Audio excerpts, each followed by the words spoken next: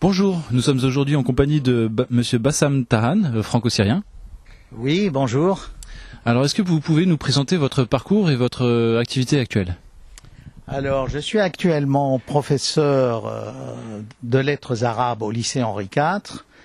Il faut rappeler qu'Henri IV est le seul lycée de France où l'on enseigne l'option arabe, c'est-à-dire 7 heures d'arabe par semaine. C'est pour les classes lettres qui veulent se préparer au concours de Normal Sup ou de Lyon. C'est pour cela, si vous voulez, que ce lycée pour l'arabe est important. C'est d'une part, et puis il a fallu lutter beaucoup pour obtenir une chaire supérieure d'arabe. J'avais écrit dans Le Temps à l'époque au président François Mitterrand. Et puis finalement, cette chaire a été créée un peu après, et c'est moi qui l'occupe en ce moment. En même temps, j'enseigne à Sainte-Geneviève, mais dans les classes prépa HEC et les classes scientifiques. Alors, par ailleurs, j'anime un séminaire de géopolitique à l'ENSTA. Pourquoi l'ENSTA? Parce que c'est là où j'ai commencé mon combat pour introduire l'arabe dans les grandes écoles. Et ce fut les techniques avancées au boulevard Victor. Ça fait 30 ans que je suis là-bas. Mais on a commencé par l'arabe pour gagner après la bataille d'introduire l'arabe au concours des mines, dont fait partie l'ENSTA, de l'école polytechnique. Et actuellement, pratiquement toutes les grandes écoles françaises offrent aux arabisants un concours, enfin une langue arabe au concours, ce qui n'était pas le cas. Ça a été introduit dans les années 95, en gros. Voyez-vous, alors, c'était d'abord l'ENSTA, puis ce fut l'école polytechnique, où j'ai occupé pendant 13 ans. C'est comme ça à l'école polytechnique. Au bout de 13 ans, ils vous virent. Ce qui est normal, il faut renouveler la matière grise. Et j'étais content, c'est un de mes anciens élèves qui m'a succédé à la chaire d'arabe à l'école polytechnique, où l'arabe, évidemment, est enseigné aux francophones, aux arabophones X, et en même temps, il y a une activité culturelle, un séminaire de civilisation.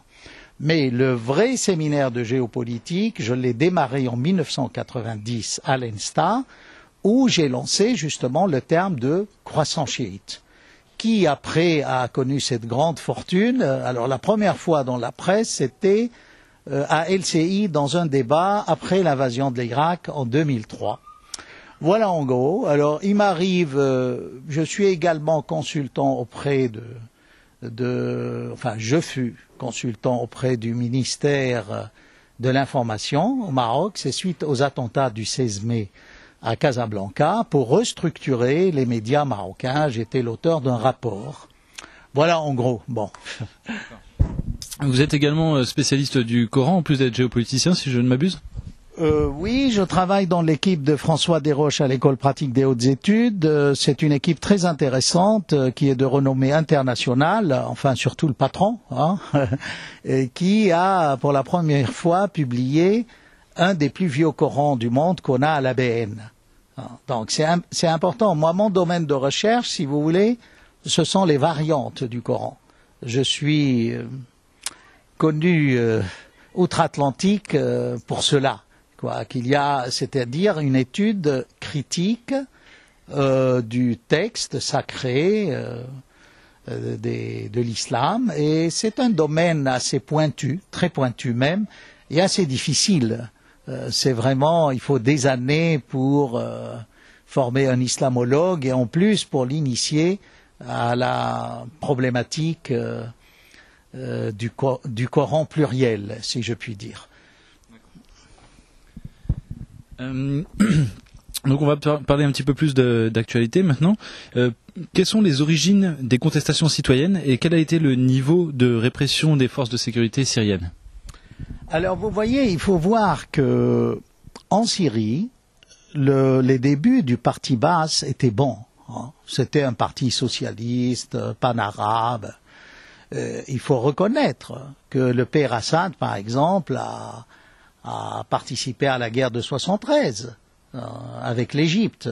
Bon, c'était la première fois où les Arabes remportaient une petite victoire relative au premier jour de la guerre. Enfin, on ne va pas entrer là-dedans, mais si vous voulez, il n'y a pas que du négatif au départ. Surtout que le père Assad passait pour quelqu'un, par rapport au peuple syrien, de droite, de l'ouverture à l'Occident, hein, aussi étrange que ça puisse paraître aujourd'hui. Mais évidemment, le Baas a été dévié. Hein. C'est devenu, si vous voulez, une armée d'abonnés à un parti, hein, pour obtenir des postes qu'ils ne méritaient pas. Il faut appeler un chat un chat. Hein. Et alors, évidemment, ça a déplu à beaucoup de gens, ce qui a causé beaucoup d'immigration. Les gens quittaient la Syrie, ils se disaient qu'est-ce que c'est que ce parti unique, il n'y a pas de... Vous voyez, ça a connu une évolution, disons, négative. Le parti Baas, dans les textes, était très beau, très poétique, mais... en réalité, il n'a pas su réaliser les aspirations du peuple syrien, c'est clair. Maintenant, il ne faut pas oublier aussi que dans la guerre civile du Liban, si Assad n'était pas intervenu avec la bénédiction de l'Occident, peut-être que les chrétiens maronites ou autres chrétiens du Liban auraient, enfin, pas disparu, mais auraient connu le sort des chrétiens irakiens, c'est-à-dire il reste très peu. Vous voyez, c'est assez complexe. On ne peut pas, sur ces 40 ans de Baas d'Assad père et de Bachar fils, lancer un jugement général négatif. Il y a des choses négatives, c'est sûr. Par exemple, Bachar el-Assad n'a pas pu un peu se libérer des ténors de l'époque de son père. Et ça a posé. En même temps, c'était difficile. Je le défends pas, hein, comprenez-moi bien. Mais c'était difficile parce que il y a eu l'invasion de l'Irak et on se demandait si les Américains n'allaient pas entrer en Syrie. Ah, il manquait quoi, peut-être quelques jours ou pour que l'armée américaine traverse la frontière syrienne. Après, il y a eu le problème de l'occupation du Liban. Et là aussi, je crois que les Syriens se sont mal comportés vis-à-vis du peuple libanais. Eux qui sont porteurs du panarabisme, ils ont traité le peuple libanais en armée d'occupation. Ça se fait pas. Et là, ce sont des erreurs que les responsables du Baas syrien devraient reconnaître. Hein, tout n'est pas blanc ou noir. Hein, c'est beaucoup plus. Il faut voir ça d'une manière beaucoup plus objective. Et alors, après, évidemment, cette guerre, l'assassinat de Hariri, Assad et l'armée syrienne a dû quitter le Liban. Vous voyez, il y a eu plusieurs choses. Puis, cette politique égyptienne, vous voyez, ça posait beaucoup de problèmes, je crois, à Bachar el-Assad. C'est-à-dire, il a tenté un changement, mais ça a avorté tout de suite, à cause d'événements qu'il ne maîtrisait pas. Mais ce qui est sûr, c'est que son alliance à l'Iran et son intégration dans ce croissant chiite, Hezbollah, alawite de Syrie, chiite d'Irak, Iran, Bahreïn, déplaisait beaucoup aux Américains, à l'Occident, à Israël, et je crois que c'est là le vrai problème de la guerre de Syrie aujourd'hui. D'accord. Donc pour qu'on comprenne bien les événements qui sont enchaînés en Syrie et qui ont mené à la guerre civile, est-ce que vous pourrez rappeler en fait quelles ont été les manifestations citoyennes et pacifiques et à quel moment dans quel contexte ça a dégénéré? Vous voyez, c'est sûr que le printemps arabe qui a gagné la Syrie, au début, il y avait des gens de bonne volonté, sincères, pacifiques, qui demandaient un changement, et c'est leur droit. C'est leur droit. Mais alors, là-dessus, s'est greffé un autre problème, qui est celui de ce croissant chiite. Alors, il y a eu évidemment des éléments incontrôlés, payés par l'extérieur, je dis l'extérieur, sans doute l'Arabie saoudite et le Qatar, on n'était pas encore à l'époque des services secrets étrangers. Et ces gens-là prenaient plaisir à tirer et sur les uns et sur les autres. On a des vidéos où l'on voit des éléments qui n'appartiennent pas, qui ne sont pas des manifestants, qui ne sont pas de l'armée, et qui étaient sur le pont, qui tiraient et sur l'armée, ou sur les policiers, et sur les manifestants. Vous voyez? Alors, c'est là où l'erreur est partagée entre les forces de l'ordre et les manifestants eux-mêmes. Il faut un service d'ordre pour contenir. On ne peut pas. C'est comme à Paris quand il y a des manifs et qu'il y a des casseurs. Mais malheureusement, la crise a été très mal gérée du côté du pouvoir syrien. Vous voyez? C'est-à-dire, on est passé tout de suite à une phase d'arrestation. Sûrement, il y a eu de la torture, mais évidemment, c'est exagéré. Quand vous écoutez ça, c'est exagéré des deux côtés. Chacun se renvoie la balle de la responsabilité. Pour moi, les deux sont responsables. Mais évidemment, il ne faut pas oublier que c'était une occasion au nord pour les Américains qui avaient demandé à Assad de quitter, de rompre son alliance avec l'Iran. Et il a répondu par quoi? Fier, en s'affichant avec Ahmadinejad et Sayyid Hassan Nasrallah, le secrétaire du Hezbollah, le lendemain. Ce qui, évidemment, c'était un pied de nez à Clinton et à la diplomatie américaine. Très bien, merci. Quel est, alors, pour qu'on comprenne bien, quel est l'historique de la rébellion armée en Syrie? Alors, vous voyez, la rébellion armée, il faut voir que à l'étranger, il y a eu, franchement, ce que j'appelle le club de Paris, mais pas qu'à Paris. Hein. Mais à Paris, ils ont eu du succès. Ils ont réussi à carrément embobiner Alain Juppé, et lui, trouver son intérêt, parce qu'il faut rappeler, après l'assassinat de Hariri, il y a eu des forces pro-Hariri libanaises qui ont aidé des intellos syriens opposants à Paris, financièrement, pour avoir des bureaux, pour lutter. Alors, c'est peut-être le noyau de ce Conseil national syrien qu'on voit aujourd'hui. Mais au fur et à mesure que le train de cette opposition avançait, il ramassait beaucoup d'aventuriers, hein, et qui ont pris le train en marche, si je puis dire, et ont pu profiter de cette manne des pays du Golfe, des services secrets, par différents canaux. Et finalement, ils ont réussi, avec la bénédiction de la Ligue arabe, l'Égypte était marginalisée, donc c'était l'Arabie saoudite et le Conseil de coopération du Golfe, c'est-à-dire Qatar, Arabie saoudite et tous les pays du pétrodollar, des monarchies oligarchiques du Golfe arabo-persique, je dis bien arabo-persique parce que pour éviter, n'est-ce pas, c'est un golfe autant arabe que perse, hein, voilà. Donc, et on arrive à quoi? On arrive à ce que ce Conseil national, en fait, ne représente pas vraiment le peuple syrien. Personne ne l'a élu. Hein. Ils sont 180 membres. Bon, qui c'est qui les a élus? Personne. Hein. Ils se sont constitués, ils ont reçu des fonds d'aide en Turquie, et ça allait bien avec la politique américaine. C'est là où, si vous voulez, la diplomatie française a rejoint la diplomatie américaine, et encore une fois, on a perdu l'exception. Et, à mon avis, c'est un dossier très compliqué, empoisonné, dont a hérité Fabius et le gouvernement socialiste actuel. Hein.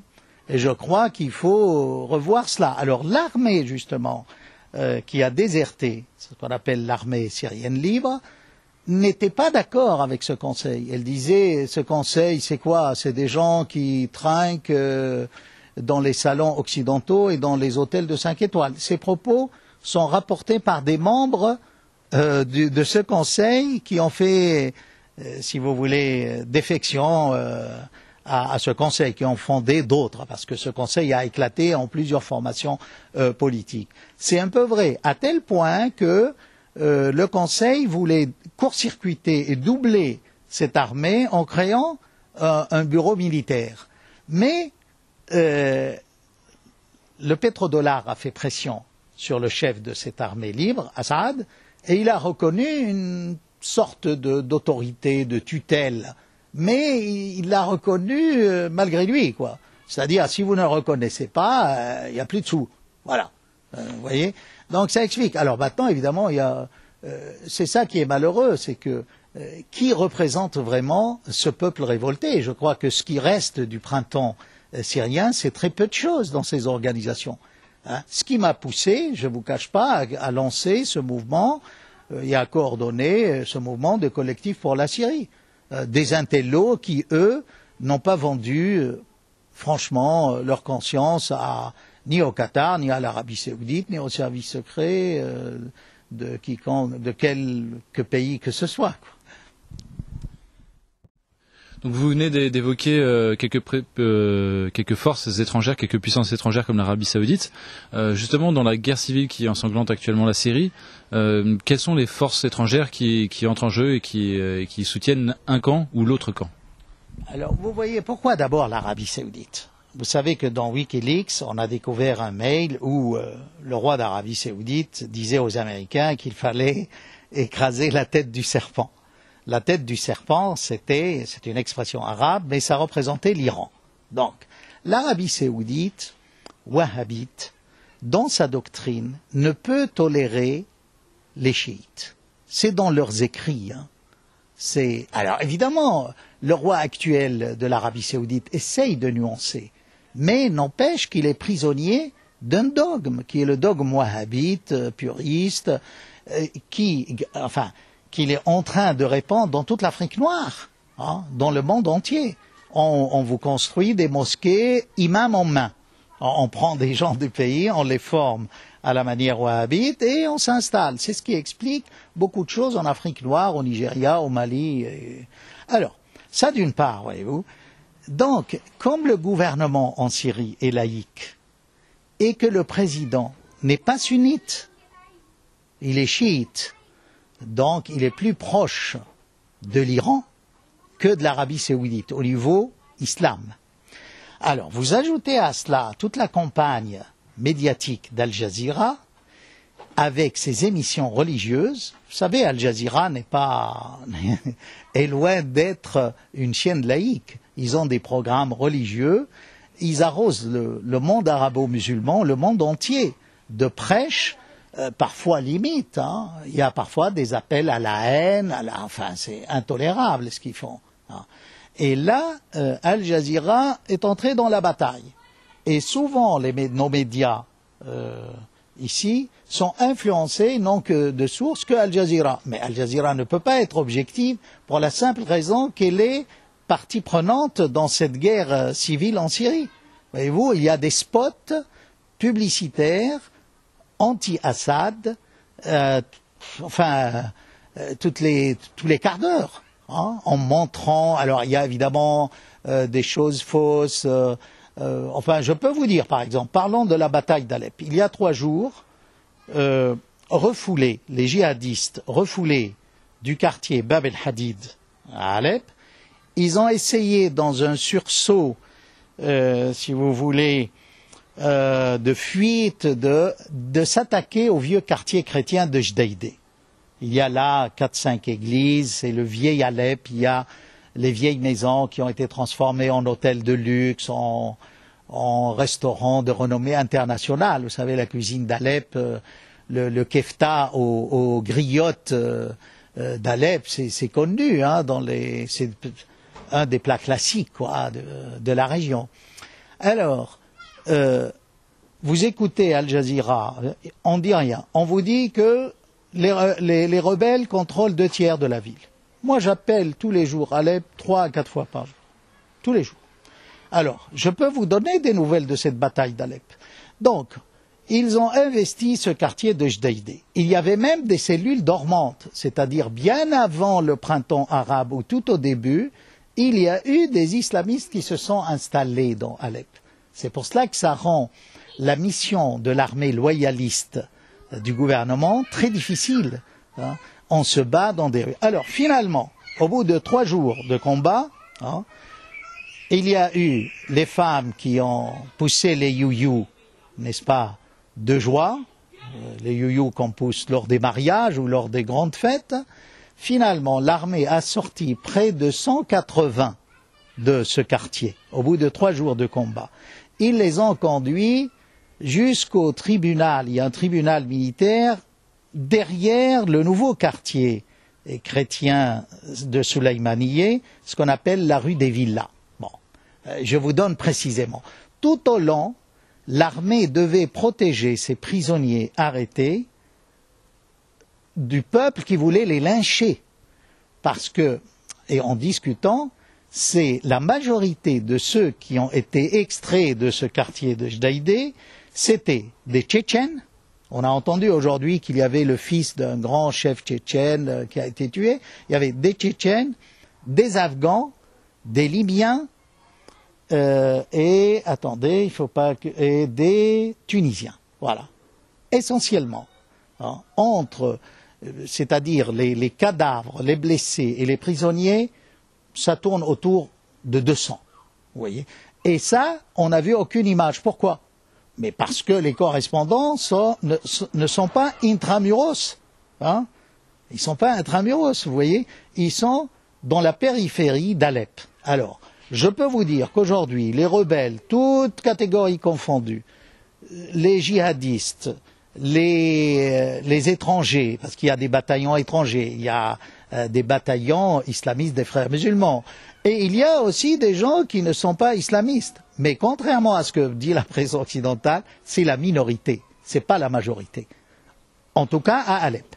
En plus, pourquoi ils sont étouffés? Parce que les citadins d'Alep ne les aiment pas. C'est la ville qui n'a pas manifesté contre Assad depuis le début. Voyez-vous, ils ne peuvent pas s'intégrer à la population pour gagner cette bataille. En plus, il y a 2 ceintures militaires qui entourent la ville d'Alep, l'armée loyaliste. Il manque de munitions. Les lignes de ravitaillement qui viennent de la Turquie sont bombardées jour et nuit hein, par des MiG, par des hélicos. Et il y a plusieurs villages qui sont vraiment réduits à rien, hein, à des ruines. Vous voyez. Et quand vous écoutez les médias ici, c'est quoi leur source? Al Jazeera ou les 2 OSDH. Pourquoi je dis les 2? Parce qu'il y a 2. Ah, mais ils ne disent pas laquelle des OSDH ils utilisent. C'est quoi? C'est une personne à Londres hein, qui ne parle pas anglais, qui avait une autre personne qui l'aidait. Ça, c'est le début.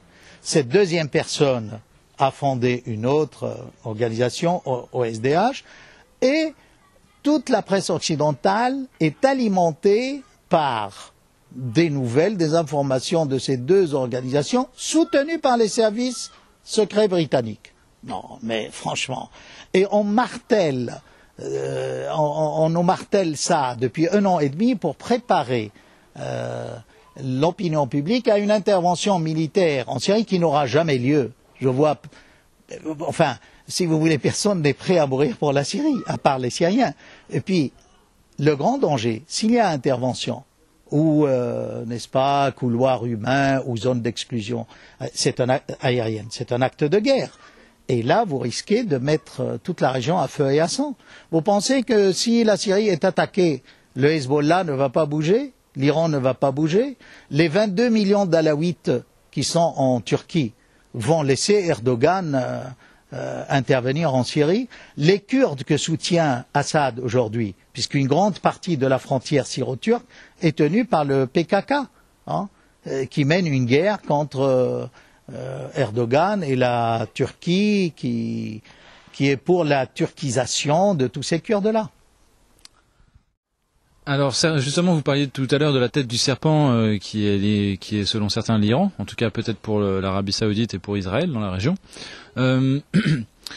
Certains disent que justement le but n'est pas de renverser Bachar al-Assad, mais d'anéantir sa force anti-aérienne, puisque pour frapper l'Iran, les avions israéliens auraient besoin soit de passer par l'Irak, soit de passer par la Syrie, soit de passer par certains de ces pays. Donc, vu que l'allié de poids de l'Iran dans la région, ça reste quand même la Syrie, est-ce que c'est pas simplement ça le but des puissances occidentales et de leurs alliés dans la région, à savoir affaiblir la Syrie pour pouvoir, in fine, attaquer l'Iran? C'est possible, c'est un des scénarios possibles, mais je ne le pense pas. Je ne crois pas que toute cette guerre soit montée de toutes pièces pour s'attaquer à l'Iran. Je ne pense pas. Avant le printemps arabe, c'est vrai, cet axe anti-américain, ce que j'appelle le croissant chiite, déplaît à l'Occident, déplaît aux États-Unis, c'est clair. Et puis Israël ne peut tolérer, il faut comprendre les Israéliens, une puissance comme le Hezbollah à leurs frontières. Le Hezbollah a près de 60 000 missiles et il peut toucher n'importe quel point en Israël. Et comme on n'a pas réussi à désarmer le Hezbollah, vous voyez, c'est peut-être tout ça est lié. Ce que vous dites est vrai pour l'Iran, mais c'est aussi pour le Hezbollah. Peut-être le danger le plus immédiat pour Israël, c'est plus le Hezbollah que l'Iran. L'Iran, c'est quand même, c'est loin. Alors, il y a évidemment des partisans en Israël pour l'attaque de l'Iran et d'autres qui sont contre. Hein. Mais toujours est-il que on peut dire que aujourd'hui, ce croissant chiite connaît des turbulences. Ah, on entre dans une zone de turbulence très violente, tout le monde est secoué. Alors on se demande si l'armée du gouvernement syrien n'arrive pas à bout des djihadistes. Je vous dis, moi, actuellement, je crois qu'il y a beaucoup plus d'Al-Qaïda, d'islamistes, que de vrais révolutionnaires laïcs en Syrie. N'en déplaise à ceux qui pensent dans certaines instances de l'opposition à des portefeuilles ministériels, à des responsabilités futures. Là aussi, permettez-moi de un peu rigoler quand on nous dit on va former un gouvernement à l'étranger. Mais quelle est la légitimité de ce gouvernement syrien à l'étranger, puisque toutes ces instances ne sont pas élues par le peuple. Et comme je vous ai dit, c'est quoi ce sont les États-Unis et la France qui vont rendre légitime un gouvernement d'exil, hein? Non, je pense que la solution, honnêtement, suite au mauvais diagnostic fait par l'équipe d'Alain Juppé, et malheureusement, les socialistes continuent sur la même voie, la solution, ce sont les négociations. C'est pas la guerre, hein? Parce que dans la guerre, tout le monde est perdant, hein? Et il y a un danger pour toute la région. Et aussi, il ne faut pas oublier que c'est peut-être, on vit les prémices de la Troisième Guerre mondiale. La Chine et la Russie et l'Iran ne permettront jamais une attaque contre la Syrie. C'est hors de question. Ils se sont fait avoir avec la Libye. Ceci dit, bon, on ne peut pas comparer la Libye et la Syrie, si vous voulez. Kadhafi, c'était un rigolo, mais vous ne pouvez pas dire ça de toute l'infrastructure politique de la Syrie. Il y a eu quand même plusieurs. Il faut rappeler que les premiers partis politiques dans le monde arabe sont nés en Syrie. Pour vous donner un exemple, le Parti communiste syrien, je crois qu'il a été fondé en 1919, 2 ans après la révolution d'octobre. Hein. C'est énorme pour un petit pays, enfin, un petit pays. Peut-être en superficie, mais le rayonnement, comme je vous ai dit, culturel syrien est énorme, tout le monde le reconnaît. C'est une civilisation multimillénaire aussi. Damas, on en parlait déjà il y a 3000 ans. Oui. Vous voyez les premiers textes littéraires du monde, l'épopée de Gilgamesh, il y a des tablettes à Ibla, à Alep, qui sont des fragments de ce premier texte littéraire et religieux du monde, qui a précédé la Bible. Hein. Le déluge existe dans l'épopée de Gilgamesh bien avant la Torah. Hein. Et il faut lire cet ouvrage d'un rabbin américain. L'histoire commence à Sumer, mais il montre toute la naissance ou l'œuvre de Jean Bottero, notre grand spécialiste français de la Mésopotamie et de cette période, comment Allah est né dans cette région, chez une tribu, entre l'Irak et la Syrie actuelle. C'est énorme ce que cette région a donné au monde. Hein. Elle a donné le judaïsme, le christianisme et l'islam, les 3 religions monothéistes, et là, enfin, bref. Alors pour revenir au conflit qui ensanglante actuellement la Syrie, vous parliez de la seule issue possible selon vous qui serait des négociations. Malheureusement, on en est loin actuellement, puisque les groupes armés, en particulier les groupes islamistes, ne vont certainement pas déposer les armes. Donc le conflit, à votre avis, risque de perdurer encore de nombreux mois, voire de nombreuses années? Vous voyez, si on pense qu'il y a une certaine hypocrisie en Occident, on peut croire que vraiment on ne cherche pas la solution en fait. On va laisser ce pays s'autodétruire, attendre. Que perd l'Occident en armant les rebelles? Moi, je ne crois pas à la bonne foi et la bonne volonté des Occidentaux dans ce conflit. Parce que quand on voit d'autres conflits, le Vietnam, la décolonisation de l'Algérie, ce qui s'est passé en Afrique, la vente d'armes en Afrique, mais c'est dégueulasse, la France qui s'est lancée là-dedans. Alors vous n'allez pas me faire croire que ces gens-là luttent pour les beaux yeux des Syriens et pour la démocratie en Syrie. Si vraiment c'était le cas, voyez, admettons, Assad est un dictateur. Mais est-ce que les autres rois ou roitelets ou présidents du monde arabe sont moins dictateurs que lui? C'est là où on voit qu'il y a deux standards. Pourquoi cet acharnement contre la Syrie et pas d'acharnement contre l'Arabie Saoudite? L'Arabie Saoudite, excusez-moi, persécute aussi ses chiites de Gotref. Hein? Il y a 750 000 chiites persécutés qui sont des citoyens de deuxième ordre, de je sais quel ordre, énième ordre. Hein? Et pourtant, ce sont nos alliés. Hein? Alors, expliquez-moi pourquoi tant d'acharnement contre la Syrie et cette bonhomie vis-à-vis du Qatar, n'est-ce pas, et du Bahreïn, du Yémen, parce que vous savez, le Yémen c'est délicat, parce que l'Arabie Saoudite a pris au Yémen 5 villes et de grandes parties. Hein. Et ils ont acheté l'ex-président par des kilos d'or pour qu'il se taise, mais tout ça ne tient pas debout, vous voyez. Moi j'ai honte pour l'Occident. Et surtout, quand on habille ça de christianisme, de valeurs, non, arrêtez cette comédie. La fameuse guerre humanitaire. La fameuse guerre humanitaire qui est un concept... Oui, cette guerre humanitaire, vous voyez, moi franchement, les seuls qui me convainquent là-dedans, ce sont les organisations laïques comme Médecins sans frontières. Enfin voilà, ça c'est des gens qui sont sur le terrain, qui n'ont pas d'idéologie politique à vendre, qui ne sont pas un instrument entre les mains de leur gouvernement. C'est peut-être pour cela que le gouvernement français a décidé d'envoyer des militaires en Jordanie, un hôpital militaire et non des civils. Donc là, encore une fois, c'est suspect. Moi, je crois que ça permettrait de peut-être cacher d'autres militaires qui ne sont pas que médecins en Jordanie. Enfin, je sais pas, hein, mais puisque on a tous les services secrets de l'autre côté de la Turquie, il fallait faire tenaille, n'est-ce pas, et avoir des agents aussi en Jordanie. Surtout que c'est le roi Abdallah qui, en 2004, a dit clairement qu'il avait peur de ce croissant chiite qui était en train de se constituer autour de lui. Mais, à mon avis, ce qui est plus dangereux pour le monde, et dans les faits, le 11 septembre, ce n'est pas les chiites qui l'ont fait. Ce sont des Saoudites, Ben Laden, et un pur produit du wahhabisme. C'est le post-wahhabisme. Et on n'a pas fini, parce qu'on aura le post-Ben Laden. Hein.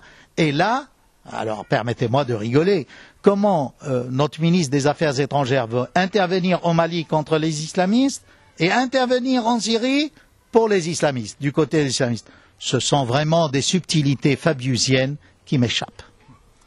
Eh bien, merci Monsieur Tahan pour votre témoignage et j'espère que les internautes francophones, chercheurs de vérité pourront y voir plus clair grâce à vous. Merci. Merci à vous et bravo pour cette équipe sympathique, engagée, jeune, qui promet. Je crois vous êtes vraiment des pierres vives, comme disait un érudit, n'est-ce pas, de l'histoire littéraire de France. Hein. Voilà, vous êtes des pierres vives de cette nation.